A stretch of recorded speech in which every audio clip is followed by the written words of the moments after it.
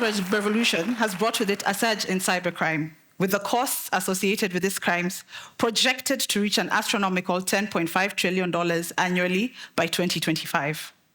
This statistic alone underscores the criticality of cybersecurity in the modern digital era.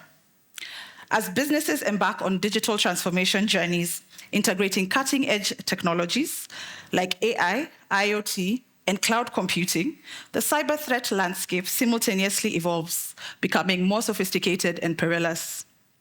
Amidst this landscape, CISOs are tasked with a formidable responsibility to ensure the integrity and security of their digital assets, while allowing their businesses to innovate in the face of these emerging technologies. This mandate involves not just protecting existing assets, but also anticipating new vulnerabilities, all while navigating a complex and ever-changing regulatory landscape. To begin with, according to CompTIA's 2024 State of Cybersecurity reports, cybersecurity is increasingly being integrated into organizational strategies. It's noted that 58% of companies view cybersecurity as a primary consideration when assessing new initiatives. This integration is crucial for balancing the need for innovation with the necessity of protecting digital assets. I would like to begin with Daniel.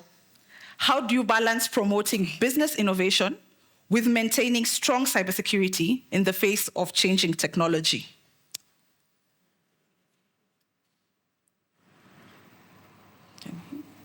All right, thank you, Patricia.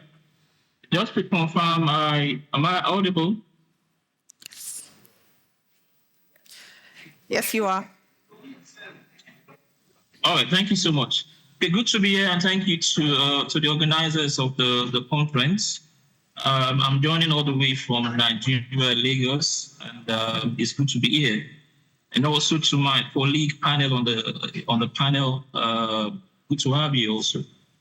All right, to the question, to the panel discussion, I think it's a great topic, particularly given the trend of utilization that we have today. Some of the concerns around security has always been,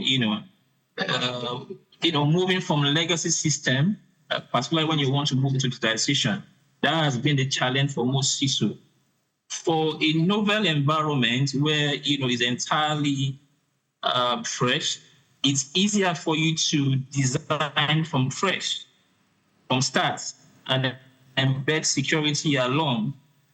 But if you're dealing with an environment where it's more around legacy environment, a lot of times the challenge could be there. And that's where some of the CISOs will have concern. But all hope is not lost. Part of what we do as CISO is, first of all, to look at things from the business perspective, the business strategy. If the business strategy is clear in your mind, what we do as security professionals is to support the business.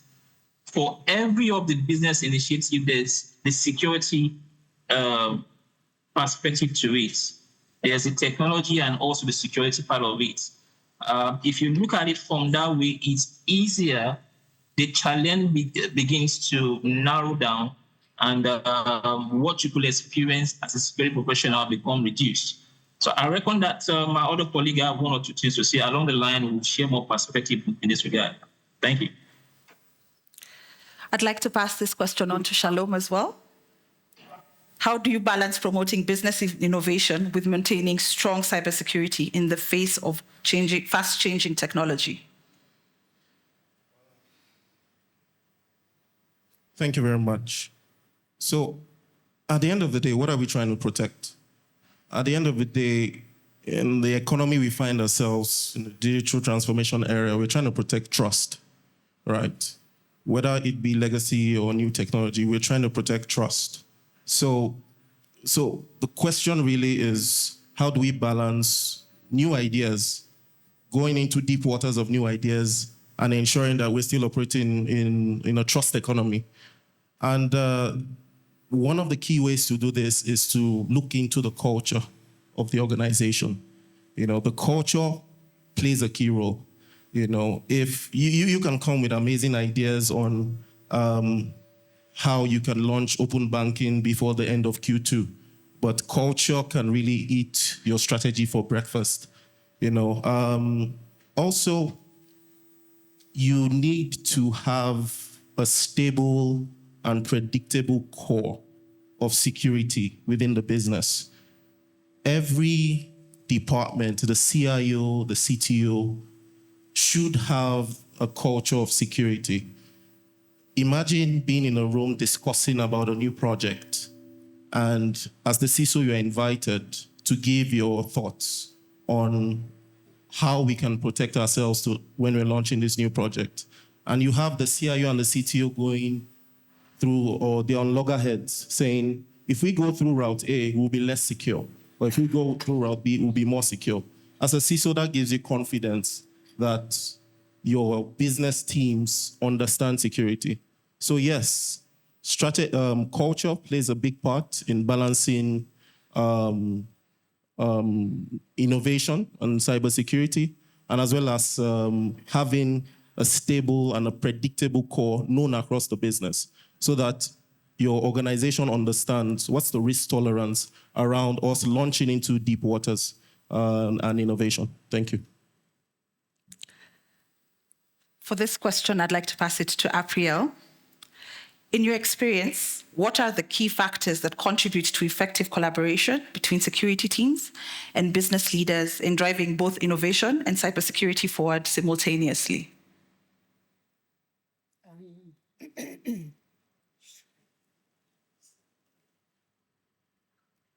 Okay.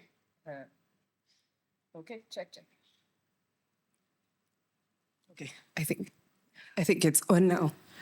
Okay, so I think a lot of organizations suffer from what I would like to call the complacency complex, where everyone within their specific silos are very comfortable with the work cut out for them, and there's no integration, and there's no cohesion, and there's no interest in trying to find out what the other person is doing. And I usually ask this question because the fact of the matter is that every single organization that has been formed is formed for a specific purpose, to make profit. True or false? True, right? To make a profit. That is why an organization comes into being. And now you have these people, the security professionals, so everyone else's role in the organization is functionality and usability. And then you bring in these people in the cybersecurity department who have an additional role to balance usability, functionality, and security. How will they not be at loggerheads? No, we are sitting here and we are having a real discussion, and these are the real problems that CISOs experience every day. So I usually ask one question, and I'm going to ask it right here. How many organizations represented here have an IT strategy? Talk to me. We are solving problems here. That's why we are seated here, right? So how many organizations have an IT strategy? If I'm only seeing 4 hands, there's a problem. William, we have work. Okay, so I've seen about 5 hands. Now, on to my second question. How many organizations have an information security strategy?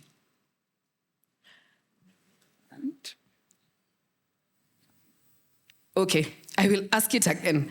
How many organizations have an IT strategy? Okay, more hands this time. We are being more open. And how many have an information security strategy? Okay. That's a vast improvement from the last time I asked this question. And the question is, why? Why do most organizations have an IT strategy, but fewer have an information security strategy? What drives your business? Is it information or is it tech? Real questions here. What drives your business? Is it information or is it technology? Someone talk to me. What drives your business? He says technology drives your business. Are we in agreement? Does technology drive our business? No. Information drives your business. Technology enables your business. Every single organization on this planet rides on one form of information or another. And that is why we have backup plans. We have, if technology fails, we resort to manual. Why? Because information must be there for the business to continue, right? So now you have these people who have been placed in a certain department who are supposed to somehow ensure that the business is continuing, that information is kept secure, but at the same time, when they tell you, okay, we need to do A, B, C, and D, it becomes a problem. Why? If we implement this is going to hinder our functionality. It's going to hinder our productivity. I think that the cybersecurity team have a very, very, very, very difficult task. We are the insurance sellers of tech. We come and say, okay, you need this. Why? Because in the event. So our discussion is always in the event of. In the event of. And the business is like, no, so far we are thriving. So how do we come to a balance where, okay, these ones are talking figures, we are talking a hypothetical event that's going to occur in the future if we do not do A, B, C, and D. And we need to come to a place where we need to get off our comfort zones, everyone in the organization, and sit together and have a discussion and say, okay, so in the event that's fine, we've not been hit, assuming, because it usually takes 200 and what days to discover that you've been breached. That's a discussion for another day. So we are assuming that we've not been breached. So what if we are breached? Then what happens? So I think we really need to wake up and get out of our comfort zone for us to be able to have this discussion in an effective manner. Building on your comments, Apriel, I'd like to pass the question on to William. In your experience, what are the key factors that contribute to effective collaboration between security teams and business leaders in driving both innovation and cybersecurity forward simultaneously? Thank you very much, Michelle, and thank you, DX5. I've been struggling to pronounce DX5, but we're getting used to it, so DX5. Anyway, I think when you think about a business strategy, pretty much you're thinking, I want to make money, I want to grow revenues, I want to do all these things. In this modern day, you can't do that without digital. And digital, pretty much, you can't launch digital without security. And it becomes very critical then for the business side to start appreciating what goes into this whole discussion of building a digital environment. We've seen a lot of clients who go out and find somebody has just launched a platform and they want to rush to build the same platform. When they get compromised, all of a sudden the operational teams start blaming the IT teams. And I think that brings in the whole aspect of education, awareness. So pretty much it's almost impossible for you to run a successful business strategy without a digital strategy. And you cannot run a successful digital strategy without a security strategy. So to your question, collaboration becomes very important. We are also seeing cases where now, as a developer, if you don't have security capabilities, if you don't understand things like phishing, how APIs work, if you don't understand how a container or Docker can be secured, it becomes very difficult for you to be able to sell. The traditional way the business team will come up with the requirements, they'll give it to IT, IT will get a consultant, or the internal team will build something and bring it back. We are now seeing those discussions, you're being brought into those discussions very early on.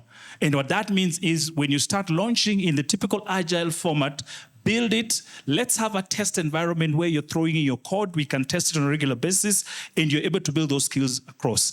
It also brings in the teams from risk and audit, where they're also enabled. So I think training is very important.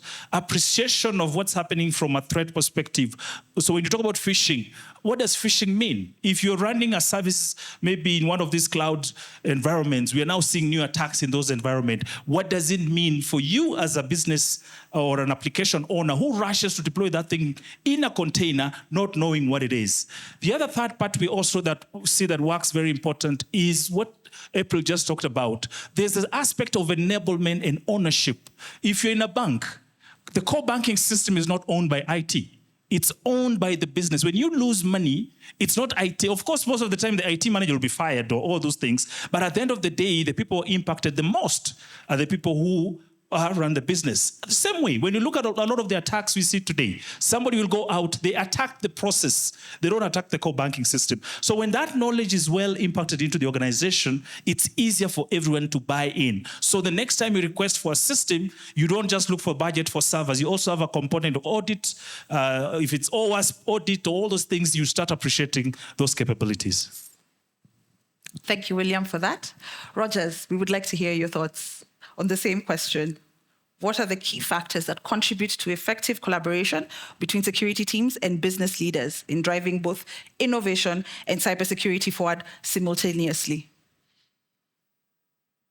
As the previous speakers have said, most of the time you find that all the security or cybersecurity policies or controls being put in place are not aligned to the business. So you want to get to point X from point Y. However, the security team has decided we will not get exposed because your PCs are totally differently appraised. One is how many times have we been breached? The other one is how much money we've made. So they both need to be aligned so that while you're putting controls in place, the three aspects of information, the CIA, the availability should be based on giving the business an edge to achieve its objectives, while also not letting the information be compromised at the same time. So while you're creating these controls, you ensure that even the person coming up with a business idea or a business strategy has that in mind because it's a shared responsibility or the objective is the same. Both of you work for the same company. None of you is separate, as April said. You are working in silos, so you end up finding that you're pulling on the other side while guys are supposed to pull on the other side. The three things that seem to be standing out, first and foremost, are what is your business strategy, what is your IT strategy, what is your information security strategy, and how do they all tie into each other? I would like to pass this to Shalom, given that him and Daniel are the CISOs on this panel. Could you provide an example of a specific innovative project or technology implementation where cybersecurity concerns were successfully addressed without stifling creativity or hindering progress? Or in other words, is there a time where you have worked on a project where all teams were aligned and seen it to fruition? I think for the CISOs in the room, I don't think we've ever had a project that did not hit our heads. And that's because when you say cybersecurity is stifling a project, it depends on your perspective. There's always going to be that rockstar developer who believes they can launch a product on a Friday night and go home happy, and the server is facing the internet. But I want to explain this point with this example. Imagine you're on Nairobi Expressway and you have your favorite car, your dream car, your Formula One car, and you've been given a day pass to speed as much as you can, right?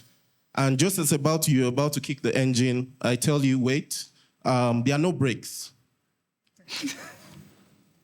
Now, your euphoria to drive your favorite car and the possibility that you might have a bad day or not even have a day at all,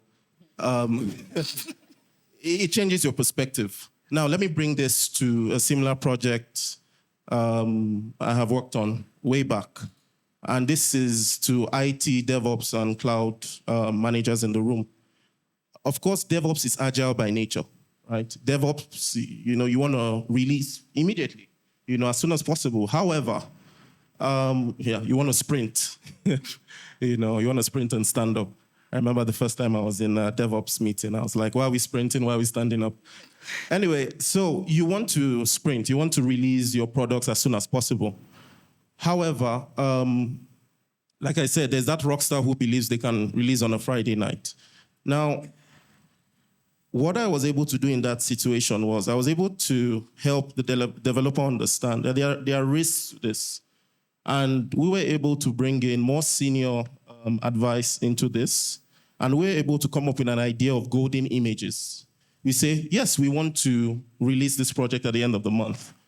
and you have 5 other projects you need to release at the end of the month, and the CTO is saying you had to have released them last week, how do you make security not stop the project? So one thing we did is that we came up with an idea of, we followed one of the core agile principles of security, having a golden image.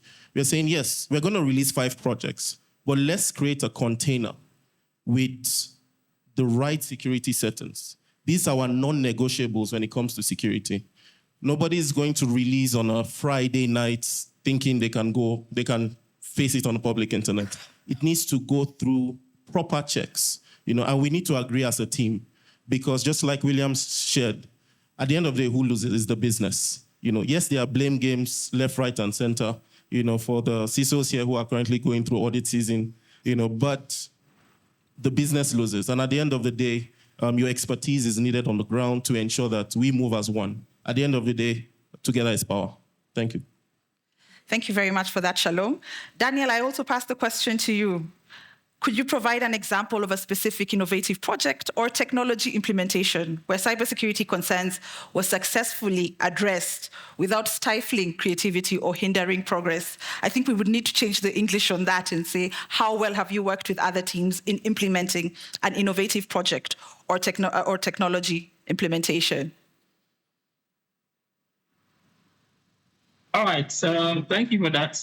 I think for me, based on the advancements we've made in the cybersecurity industry, security has actually moved far beyond just the silos of technicalities.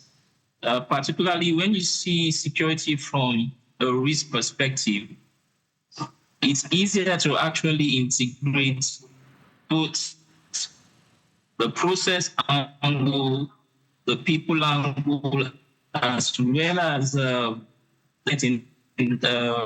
utilization. I feel to a large extent, the challenge around integrating security, it's really more around the process and the people perspective. And that's where, the experience of the CISO comes in. I feel to a large extent, advancements in frameworks and standards has helped us, implement security in a very agile way, such that the challenges you experienced 4, 5, 7 years ago has really been shrink to a large extent. Also, there is a lot that the regulators are doing to help, make security seamless across the integration boundary. These days we are dealing with a connected enterprise, and because we are all operating within the same layer of regulation, this entity abides by this regulation and standard. This entity abides by the same ethos that governs your institution. So it's easier for that integration and handshake to actually, tag along. So like I mentioned, most of the challenge that we used to have, previous years, like I mentioned, 10, 15 years ago, 5 years ago, really, to a large extent, is diminishing. That is the way I see it, particularly when you look at what you do as a CISO, purely from risk perspective. You are able to integrate, first of all, the business owners along. I'm talking about the board of directors. Then get the other angle of the business to tag along. Are there challenges? Yes, there are challenges, but we can always look at things from the bird eye view. That way, it's easier to actually look at it and resolve as you move along the agility line. Thank you. Thank you very much for that, Daniel. Now on to a touchy subject, especially in IT departments, budgets. To my panelists, the question goes, how do you balance spending on cybersecurity with investment in innovation to protect against new threats while still promoting growth and staying competitive? I'd like to begin with you, Rogers. Well, my opinion on that is don't throw money at problems. First, know the DNA of your company. have, I usually call it a bird's eye view and a worm's eye view, outside, inside, but with the mind of a criminal. So you'll be able to have a clear picture of should we invest more on even creating awareness more than having a device to manage, bring your own device, for example. Culture as well is another thing, because now that creation of awareness will build up on the culture part that you might end up spending 50 million instead of buying equipment that is worth 900 million and achieve the same goals. So having that clear picture with the kind of perspective, how you view your business, because now this is not just an IT concern. It's a whole business concern. So if you have that in mind, incorporating all the technology, the people, and the processes, you'll actually invest well when it comes to security. Shalom? This is a very good question, and I'll just answer with 2 points. One, research and development. I'll use Safaricom as an example, or M-Pesa as an example. If you go to a lot of Safaricom or M-Pesa staff members' LinkedIn, you realize that back in 2016, they were already training on Agile. And that's why when COVID hit and a lot of businesses were struggling to adapt to the changing times, Safaricom stocks took up, M-Pesa stocks took up. What am I trying to say? Research and development plays a key role in budgeting. Back when I used to be in consultancy, there was this force of buying a lot of tools. But do you know the return on investment on those tools?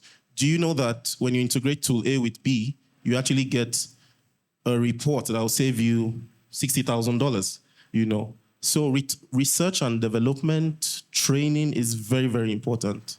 Then secondly, threat intelligence. Back when I was in consultancy, I never dealt with vendors that did not have African threat intelligence. You know, when you look at global threat maps, it's almost like as though Africa does not exist. You know, and right now, countries like Malawi, Zambia, they're currently crying because what Kenya went through the threat actors back in 2016, 2017, they're currently facing that. And no vendors are really detecting that. You know, we do have sharp criminals here in Kenya and across East Africa as well. So threat intelligence is key, because threat intelligence serves as that scout that goes ahead into the next year to say, this is what we see. And these are your current gaps. And this is how we can match what we see to your current gaps. And this is how we can optimize it. Do we change our people? Do we change our process? Do we change our technology? You know, threat intelligence gives you the hindsight, the insight, the foresight. Yeah, thank you. Thank you. William? Budget issue, it's a major issue across board. And when you look around and you see some of the trends we are seeing around platformization, when you think about productization, when you think about risk quantification, they're all looking at this issue and saying, okay, how much am I spending on cybersecurity and why do I need 17 tools? If you look at your top global vendors today, all of them are giving you a platform. If you think about all your consultants nowadays, they're selling you bundles. We'll do vulnerability assessments, we'll give you a NAC, we'll give you all these things. When you think about your cyber insurance providers, they're now telling you, we can quantify your scenarios based on your exposure, be it ransomware, be it what you're likely to face for fraud. And therefore, we are able to go to your board members and educate them and tell them this is how much you're likely to spend. So the issue of budget has been a major issue, and I think everyone is feeling it. People are no longer comfortable. In the MSS, we do run a SOC and MSS services. You can no longer just show up to a client and tell them to buy a NAC, buy a PAM, buy something else. You now need to give them a 5-year horizon, showing them what needs to happen. And within that horizon, you have to factor in what's likely to change. So, of course, AI is hype right now. It's real, but it's hype. But nobody will just sit there because you mentioned AI to buy a tool. It comes down to, if I'm a bank, I'm likely to lose money to fraudsters. I'm likely to face issues with data protection and compliance. I'm likely to have an employee who will live with certain assets. Once you put those things together, then you can go back and look at it and define what. For the longest time in this market, all the decision-making around purchases were done by vendors. Now, some of us are vendors, And for the longest time, you'll show up and you're like, hey, do you know Bank A just bought a NAC? What are you waiting for? And then, of course, you'll now prepare a paper for your board. Board members are getting smarter now. You will no longer just show up and get a NAC. Actually, they bring in an auditor to sit in or bring a consultant to sit in. So the issue of budgeting, we now need to go back and look at it. It's now becoming a scientific issue. If you look at the amount of money from VCs that went into risk quantification last year, it's huge. We're talking almost $30 billion, yeah? And a lot of that are now connected to cyber insurance. If I can buy cyber insurance, why do I need all these tools? So I think we are now at a mature point where you can do your modeling depending on the data you're holding, depending on the industry you're playing in, depending on the risks you face, to come up with a very good budget that you can address. And of course, you need still to get your business side of the business side so that they appreciate when you bring in a new system, it's not a question of just bringing in the new system. There are certain risks, and this is how much you're likely to lose. Apriel, would you round that up for us? Yes. So based on everything the gentlemen have said, I come down to one thing. I think our perception of risk, first of all, needs to change. Every time we look at risk, we look at it from the negative perception of risk. But we always forget that risk could be negative or positive. And that's something that I have seen that is usually lacking when it comes to budgeting for security. And so sometimes that causes CISOs and the organization to go overboard because you are looking at the negative side of risk and you're thinking, okay, I need to have this and this and this and this in place to prevent this eventuality. However, at the same time, if you look at the positive side of risk and think about, if we put this in place, what are the benefits that we are likely to gain from this? And that brings in a very good balance where you're looking at the risk aspect of security and you're looking at the opportunity aspect of it. That said, that can only work if we have genuine risk assessments. I know we are in the transition from qualitative risk assessments to quantitative risk assessments, but I still feel that our risk assessments are not entirely genuine. Are they, William? We are not entirely genuine about what actually are our risks. And I can understand why, because sometimes the board will not want to discuss a certain issue because, I mean, if we go this way, we are likely to... Let me give an example of what we were talking about earlier. AI, which is overhyped, of course. Now, everyone is looking at how are we going to reap more from this business, okay? And so we have sat down in the board and then in the business and we have decided, okay, we need to do behavioral analytics. Oh, we need to bring in this and this and this and this particular tool. And then the CISO comes in and tells you, hey, hold your horses. While we are discussing all these good things, these are the risks that we are likely to encounter. Now, you see already there's a clash. So are we really going to have honest risk assessments? The CISO may feel that, okay, if I push this agenda, I'm going to lose my job, right? I'm going to lose my job. And on the other hand, the business may be like, okay, if we acknowledge this risk, we are likely to lose out on the profits. So first thing is we have to strike that balance between risk, negative risk and positive risk. And number two, let's have genuine risk assessments such that we are able to identify, okay, these are our pain points. These are our priorities. Let us invest on this to be able to gain this. It doesn't mean that if we don't invest in cybersecurity, everything that we want to invest in at the same time, that we are going to lose. So if we have a staggered strategic approach on what to implement at what time, I think it will really benefit businesses along the way. Thank you so much, Apriel. And for that, risk can be positive and negative. And I think that's one key factor that we need to remember as we look into budgeting, as well as promoting growth and staying competitive.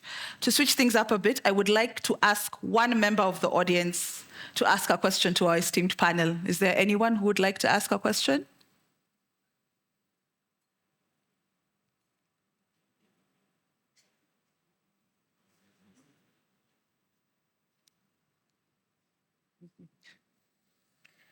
No one has a question?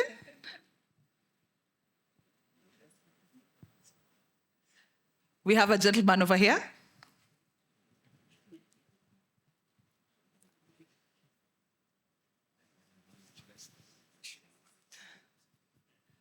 I'll just sit for this one. Hi, I'm Salah from Execrypt Security. I have a question that goes back to culture, operations, and innovation, right? Because from the enterprise side of things, at least in the past, when we looked at integrating new solutions or at least testing them out, we would always reach this security approval stage where they just go, no. And a POC that could have lasted maybe 2 or 3 months ends up becoming a year-long process, by which time whatever you're evaluating becomes irrelevant. So what are some of the practical solutions you have seen that have worked, that allowed people to test diverse solutions without really impeding their timelines? One very good example that was given was golden images.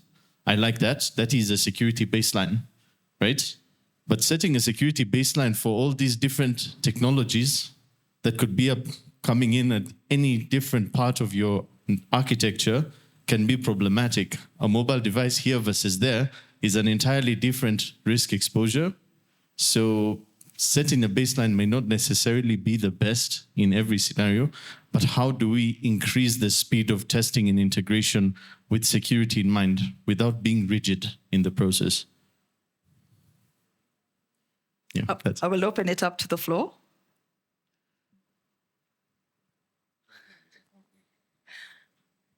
All right, thank you for your question. I love this panel because this is a tough time we are in. There's a lot of technologies coming. And if you just got a master's in tech 3 years ago, probably what you learned 3 years ago and what today is different. AI has come to change the game.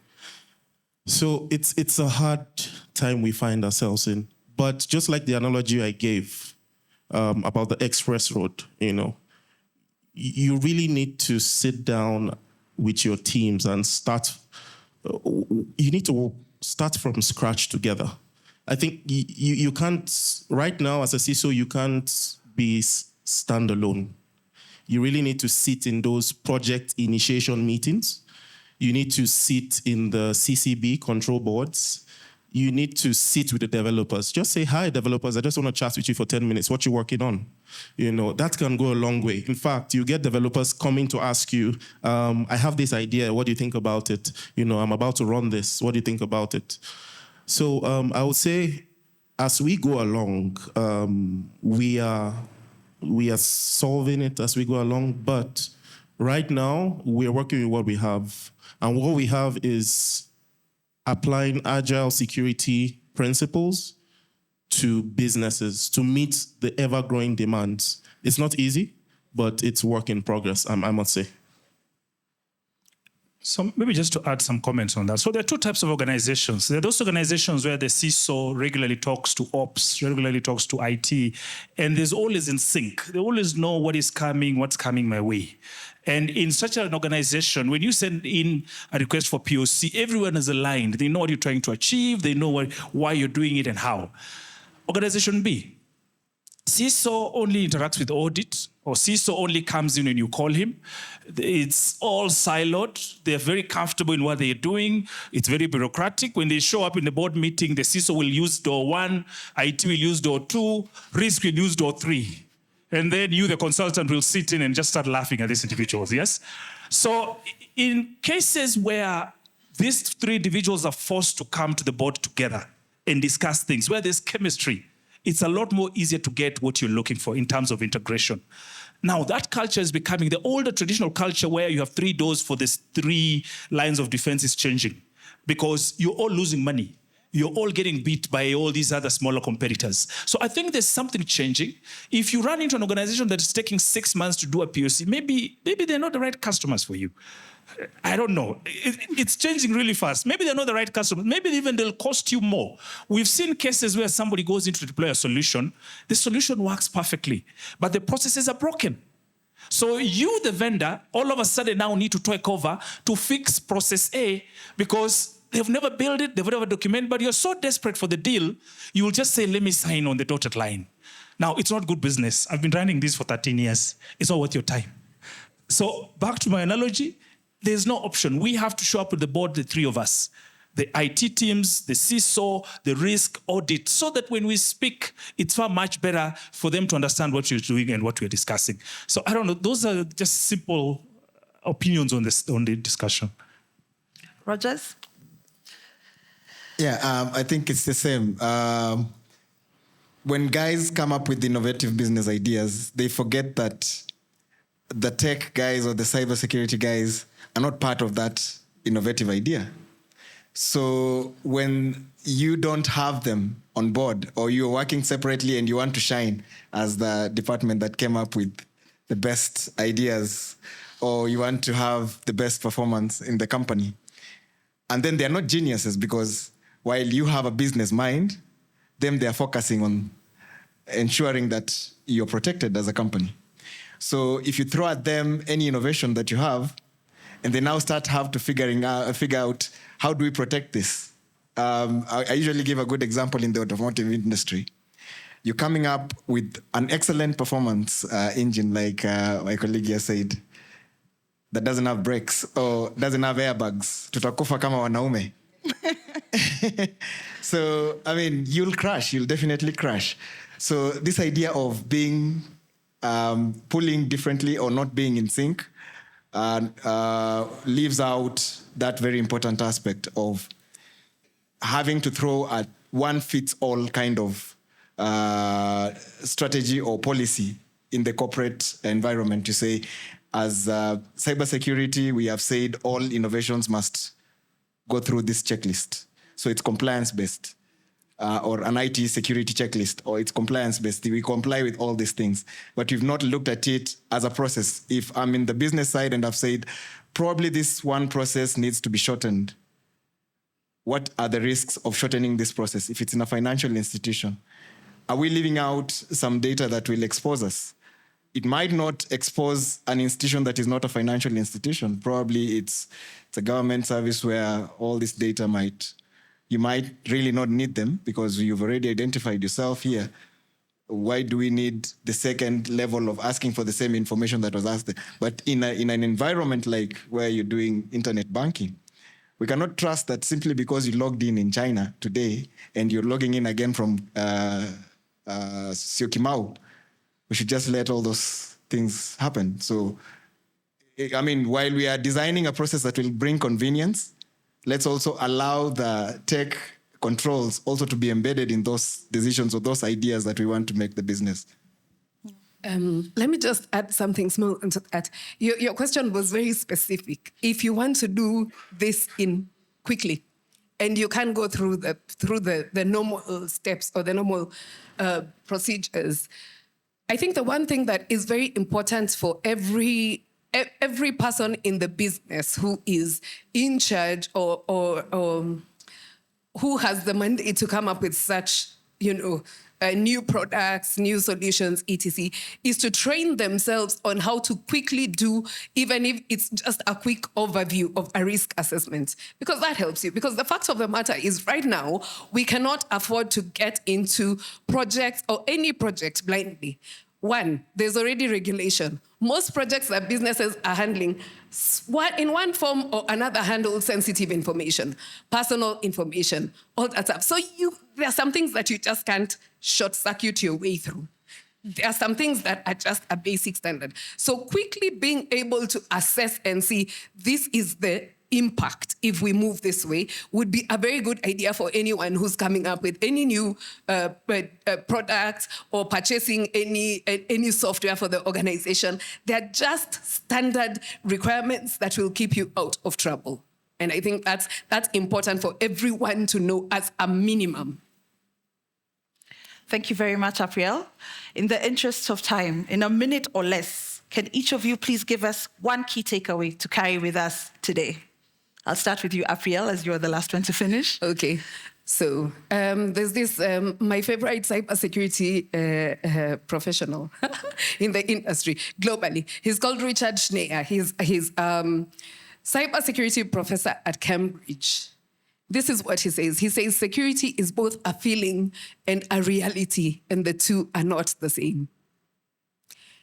And the minute we learn how to do the trade-off between the reality of security and the feeling of security, I think we will go a very long way. That is homework. Go and research that word. Security is both a feeling and a reality, and the two are not the same, and they'll never be the same.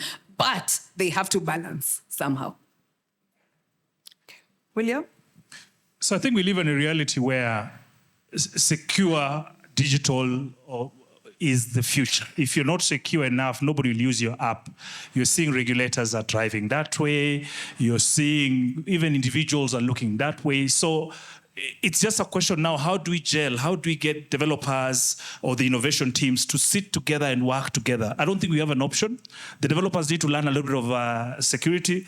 The security teams need to learn a little bit of development work, do some research. So when someone tells you a Docker or a container, you're not sitting down there looking at it. I remember days when you'll go to a DB. I used to be an auditor in my old days, and you'll give them a script. They'll start querying you. What does this script do? Do you want to run it yourself? So it became very difficult. Those when I was a junior. But we now need to get to a point where if the same DB asks you the same question, you can actually take over the DB and run with the script. So I think we need to get comfortable. We can no longer have the silos because a secure digital world would not be driven by siloed expertise. All right. I'll leave a rhetorical question. If your current security budget increased by 5-fold, would your attacks reduce? And as we go home with that question, you realize that a lot boils down to culture. And as we're trying to balance new technology, new innovations, as we are trying to be number one in the game, your people need to be on the same page with you. Yes, we want to venture into deep waters, but let's come out of it alive. And this is where security training plays a huge role. This is where the CISO is tasked to either bend the culture to reality and to the requirements of the business. So, to everyone here, if your budget increased by 5-fold, does that mean your security risks reduced by 5-fold?